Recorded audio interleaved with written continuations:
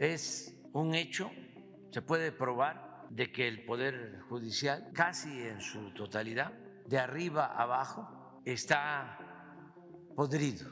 Ya anunció Ignacio Mier, coordinador de los diputados de Morena, mierda la noticia de que ahora le van a quitar dinero al Poder Judicial en venganza. El presidente está muy enojado porque un juez se sumó a lo que platicamos la semana pasada de condenar la violencia política de género ejercida por Andrés Manuel López Obrador en contra de Xochitl Gálvez. López Obrador está vengándose, esa es la palabra. La verdad es que el recorte sencillo, es una venganza. Si castiga con dinero al Poder Judicial, si castiga con dinero al INE para poder llevar a cabo las elecciones, es porque tiene el control presupuestal en la Cámara de Diputados. Él quisiera que el pueblo eligiera a los jueces, magistrados, ministros. ¿Está violando el presidente Andrés Manuel López Obrador la división de poderes en México? ¿Está atacando al Poder Judicial para quedarse con el control de todos los poderes? ¿O será que en el Poder Judicial existen remanentes de estructuras oligárquicas y de poder que antes habían mantenido privilegios en este país y que esos privilegios y esas relaciones han hecho que fundamentalmente el Poder Judicial pues esté muy alejado de lo que es su misión fundamental, que es la de impartir justicia? ¿Será tal vez que hay resistencias para que esto cambie? Esto es El Rey.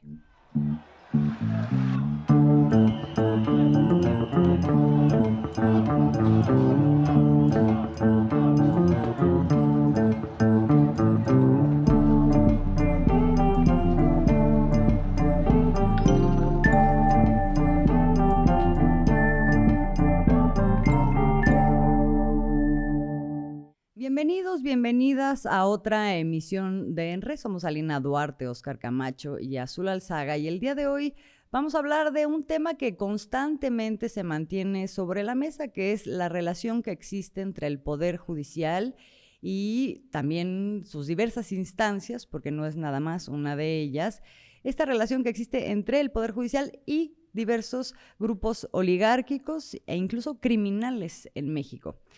Esto hace que haya prevalecido una impartición de justicia que es eminentemente más bien ilegítima, es injusta, es ilegal. Y no es un tema menor, ya que este mismo Poder Judicial pues mantiene a su vez relaciones con medios de comunicación que validan esta actuación desde esa trinchera y con acciones que además pues plantean un sabotaje permanente, persistente contra acciones para las cuales el Poder Ejecutivo, la actual administración del presidente Andrés Manuel López Obrador, está facultada desde el Ejecutivo y también desde el Congreso. Y lo hacen persistentemente con una invasión de facultades desde la Suprema Corte de Justicia, desde el Poder Judicial a estos otros poderes y también con la validación, ya decía, de los medios de comunicación. La corrupción del Poder Judicial no es una cosa nueva. ¿Acaso lo que ha cambiado es que se ha vuelto pues más desnuda esta relación entre esos sectores de poder y su resistencia, digamos, a los cambios que propone la transformación de un proyecto político que está encabezado por el presidente López Obrador? Otra cosa que ha cambiado es la manera en que el propio presidente ha hecho público todas estas redes de corrupción a través de la conferencia matutina. Entonces nos va a contar más sobre esto Alina. ¿Cómo estás, Alina? Bien, Azul, un gusto nuevamente estar aquí con ustedes, con la audiencia de Raíz, de Canal Red. Pues mira, durante los últimos días efectivamente hemos visto esto, ¿no? Que no solamente es una red de corrupción que ya se ha venido notando durante varios casos, que incluso abarca otros sexenios, no es que no se quiera dar, se quiera proveer de justicia en estos casos simbólicos, sino que además deliberadamente se nota que le están obstruyendo, e incluso esos que están encargados de impartir justicia están en el ojo del huracán de la propia justicia. Entonces fue muy fuerte lo que esta semana se da a conocer, porque resulta que jueces y magistrados también están siendo denunciados por casos en los que están involucrados de obstrucción de justicia y tienen quejas incluso ante el Consejo de la Judicatura Federal, que está pues muy en silencio, sin pronunciarse ni hacer nada al respecto. Y hay un par de casos muy simbólicos en donde, por ejemplo, en la mina de Pinabete, en Sabinas, Coahuila, en el que quedaron atrapados 10 mineros, Resulta que el juez José Luis Hernández decretó la no vinculación a proceso de 2 imputados, aun cuando había pruebas de la explotación ilícita de bienes nacionales. Otro caso en el Estado de México, el juez de control Daniel Ramírez Peña dictó el pasado junio de este año sentencia absolutoria a favor del ex magistrado Isidro Abelar Gutiérrez, quien en el 2011 recibió varios depósitos por millones de pesos y en el 2019 ya había sido señalado por el Departamento del Tesoro de Estados Unidos de tener vínculos con el cártel Jalisco Nueva Generación. Es decir, en ambos casos, entre varios casos, se nota que hay razones y pruebas suficientes para vincularlos a procesos y deliberadamente se les pone en libertad, aun cuando hay temas específicos de vinculación con cárteles del narcotráfico.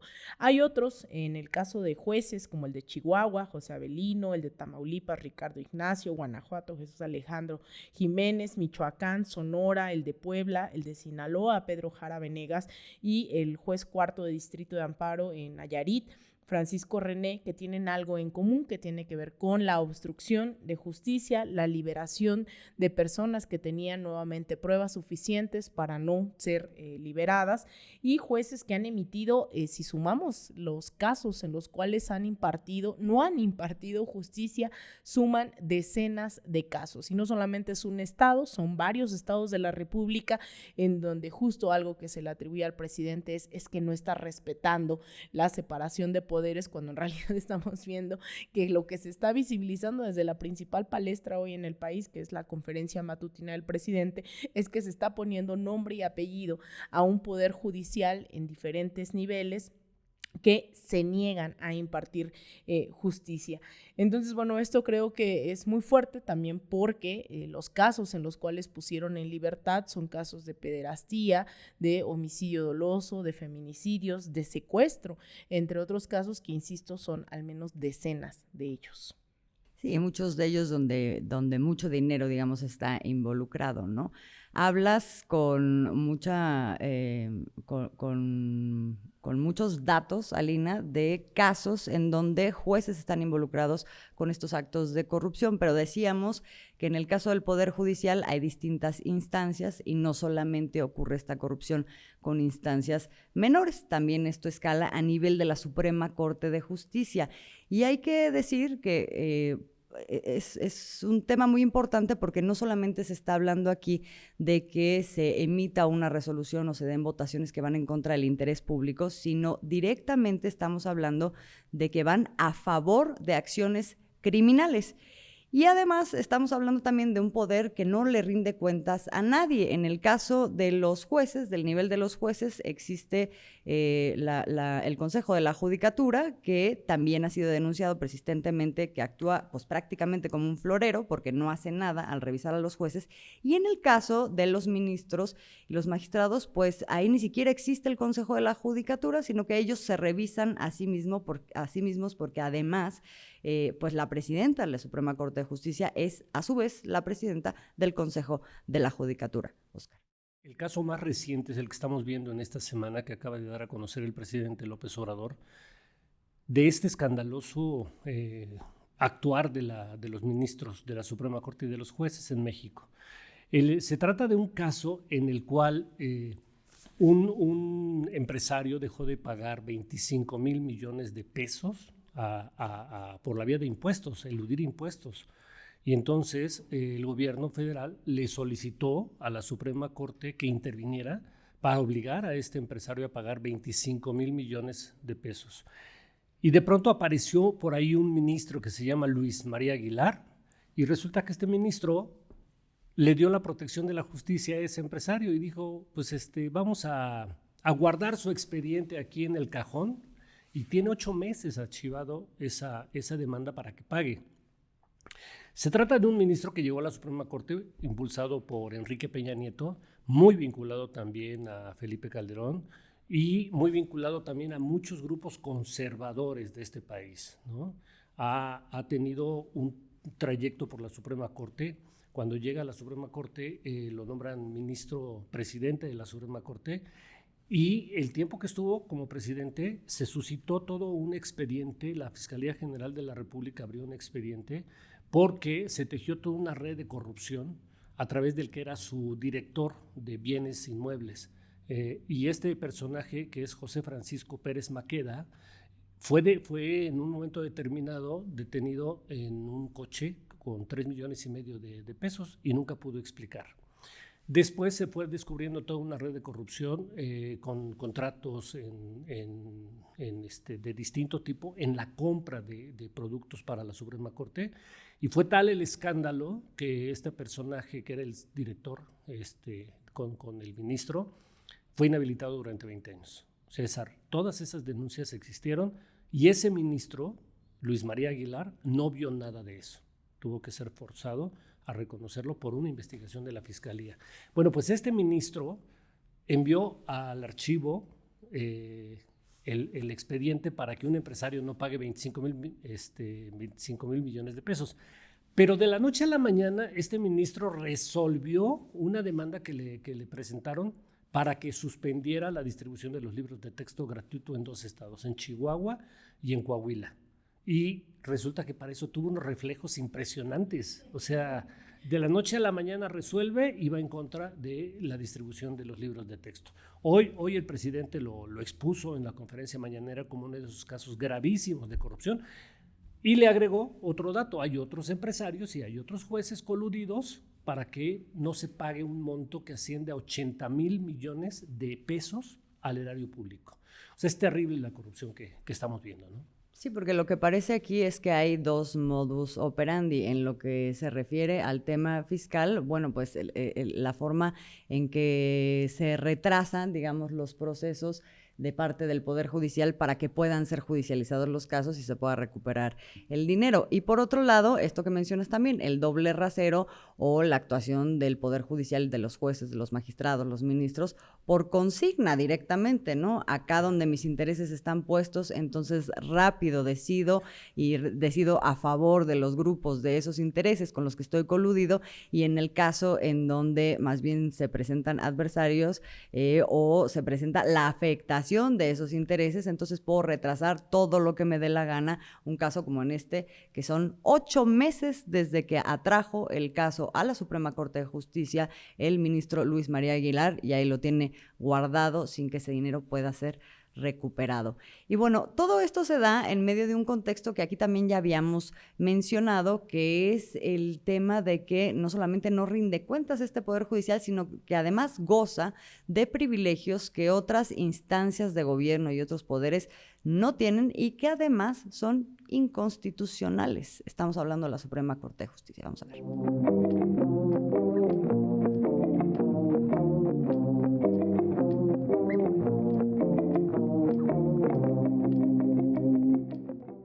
Los privilegios de los que gozan los miembros del Poder Judicial en México no son ningún secreto. Sin embargo, nunca hasta ahora había sido tan público y con tanto detalle hasta donde alcanzan.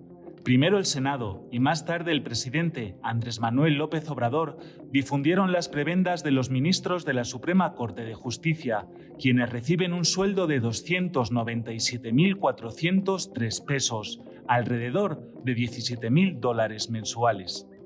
Miren,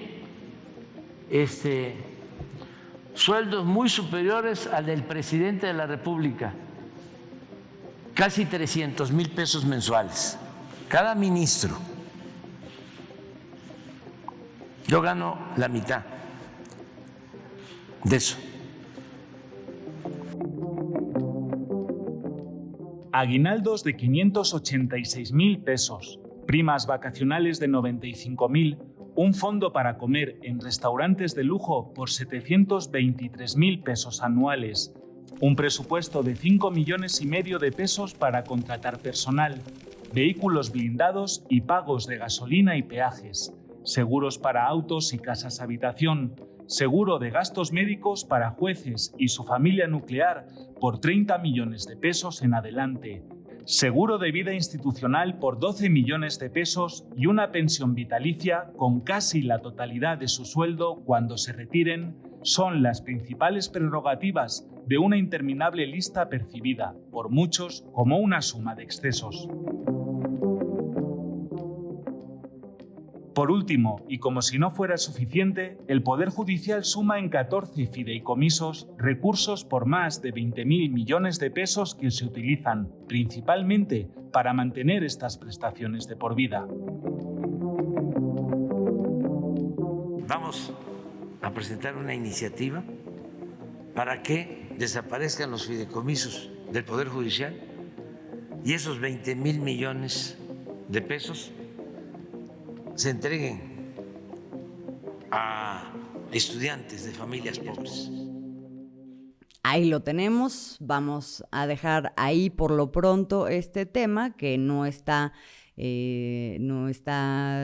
relacionado con otros procesos que se están dando en este momento en el país, por ejemplo, el tema de la sucesión, de los proyectos que están en disputa, y ahí, pues nada más para no dejar y para cerrar esta emisión, pues cómo va, Alina, la derecha y sus esfuerzos, digamos, para prevalecer electoralmente.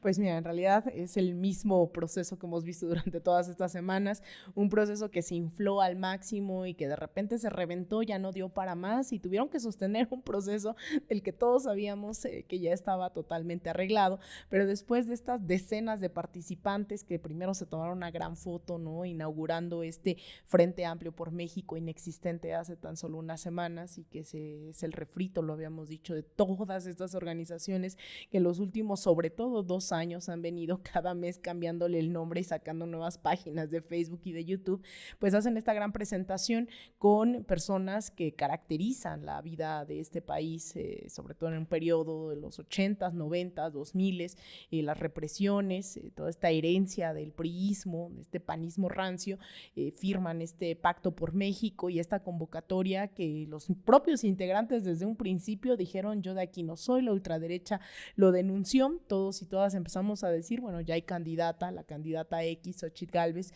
la que va a quedar, y decían que no estaba pactado, que no estaba arreglado, y al final es Xochitl Gálvez una de las 2 finalistas de este proceso, quien fuera comisionada de los pueblos indígenas durante el gobierno de Vicente Fox, quien fuera jefa delegacional o alcaldesa, como hoy se les dice, de la alcaldía Miguel Hidalgo, y actualmente pues es senadora por el PAN. Y por otro lado, creo que la sorpresa también para propios extraños dentro de este esquema, ¿no?, de personas anquilosadas ahí en este régimen priista, panista, es Beatriz Paredes, quien también ha sido diputada, senadora, quien fue presidenta del PRI y que ahora de la ultratumba renace para estar a la par de Xochitl Gálvez. Entonces son 2 mujeres que también nos sorprende bajo la lucha feminista que ha tenido un gran impulso durante los últimos años en todo el continente y en el resto del mundo, pues se impulsa, ¿no?, una figura de una mujer. Las 2 no representan absolutamente nada nuevo, no representan las luchas feministas de la izquierda, pero es claro que tienen también esa lógica de poner a una mujer, ¿no?, que diga pues que va de acuerdo a estas luchas que van emergiendo, a tal grado de que la propia Xochitl ahora se siente de izquierda y se siente trotskista y demás. Pues ahora son estas 2 las representantes de un régimen totalmente desgastado, pero en esta recta final, y bueno, representan, de lo cual hablaremos ya en esta recta final seguramente en las siguientes emisiones, ese proyecto, ¿no?, en donde ponen a prófugos de la justicia a redactarles el plan de seguridad, ponen a representantes de ese neoliberalismo rancio a redactar la parte económica, y bueno, de propuestas en realidad no tiene nada, pero divertido sí ha sido bastante el proceso de la derecha. Pues también no hay que bajar ahí la guardia, hay que seguirlos en el radar, pensando en que pues millones de pesos sí tienen detrás. Divertido y anecdótico por burdo, ¿no?, que ha sido finalmente esto que había encantado como un proceso ciudadano y a la mera hora ni siquiera han podido cumplir con las propias premisas de su proceso. Cuando se van bajando y se cumple esta profecía de que queda una candidata que claramente es favorecida por las oligarquías, pero con la sorpresa de una otra que yo creo no se esperaban que creciera como ha crecido Beatriz Paredes. ¿Con qué cierras? Pues tú preguntabas cómo se ve el proceso de la derecha. Depende de dónde lo leas. Si lo lees en los medios corporativos que son afines, ha sido un proceso ejemplar, ¿no?, para todos los grandes empresarios que manejan estos medios de comunicación. en Televisa, en Excelsior, en Reforma, es un proceso padrísimo, va requete bien, ¿no?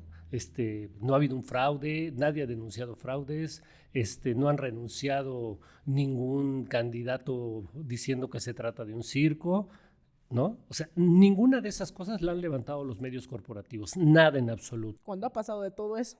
Todo ha pasado, han renunciado, la propia Xóchitl dijo que era rara la colecta de firmas, todo ha pasado. Las denuncias contra Xóchitl son minimizadas por su corrupción. En los medios corporativos, padrísimo. Visto desde otro ángulo, visto con más frialdad, pues evidentemente está siendo un fracaso absoluto, igual que el proyecto de la derecha. Porque, como decía Lina, no tienen propuestas constructivas, pero sus propuestas que hasta hoy se han dejado ver es, uno, hay que terminar con los programas sociales porque los mexicanos son muy huevones. No hay que poner empresas en el sureste del país porque los mexicanos del sur no trabajan 8 horas completas, ¿no? O sea, traen una mentalidad impresionantemente retrógrada, o sea, no han aprendido. O le echan la culpa al alcohol de la violencia. O le echan la culpa. Que ellos provocaron. Claro, sí, ¿no? Entonces creo que estamos viendo lo que es la derecha, ¿no? Un grupo político, porque ni siquiera me atreveré yo a decir que es un partido, son grupos políticos desarticulados, enojados y llenos de odio, ¿no? Bueno, pues con eso nos quedamos el día de hoy. Gracias por acompañarnos siempre en este espacio, en RE, y también por seguirnos en nuestro canal digital de YouTube de Raíz Media. Allí nos puede encontrar también. Vamos a seguir discutiendo de estos y otros temas. Hemos hablado mucho de la derecha y creo que también nos falta hablar de qué hay de este otro lado de la trinchera, que es lo que se está proponiendo. Hay una cosa que está en curso, que es un gobierno con un proyecto, pero eso no garantiza nada hacia el futuro y hay que ver qué es lo que viene. Muchísimas gracias. Somos Alina Duarte, Óscar Camacho y Azul Alzaga y nos vemos a la próxima.